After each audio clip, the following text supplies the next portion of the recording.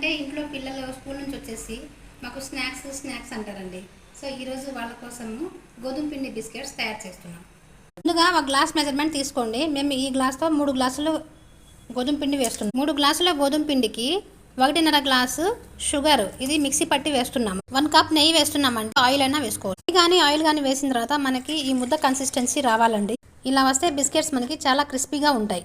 సరిపడినంత వాటర్ పోసి చపాతీ పిండిలాగా కలిపేయండి. పిండి ఈ రకంగా సాఫ్ట్గా చపాతీ పిండిలాగా కలిపి ఒక హాఫ్ అన్ అవర్ నాననివ్వండి. హాఫ్ అన్ అవర్ తర్వాత చపాతీలాగా కొంచెం మందంగా చేసుకోండి. మీకు నచ్చిన షేప్లో కట్ చేసుకోండి. కడాయిలో ఆయిల్ పోసుకొని హీట్ అయిన తర్వాత సన్న మంట మీద ఆయిల్లో ఫ్రై చేయాలండి. ఈ రకంగా గోల్డెన్ బ్రౌన్ వచ్చేంత వరకు ఫ్రై చేసుకోండి. చూసారు కదండి, బిస్కెట్స్ అయితే అయిపోయినాయి. మీరు కూడా ఇంట్లో ఈ రకంగా ట్రై చేయండి. పిల్లలు చాలా ఇష్టంగా తింటారు. ఇవి మనం తింటున్నా కూడా చాలా క్రిస్పీగా ఉంటాయి. నువ్వు ఇలా చేతితో తుణుకుతూనే తునిగిపోతున్నాయి.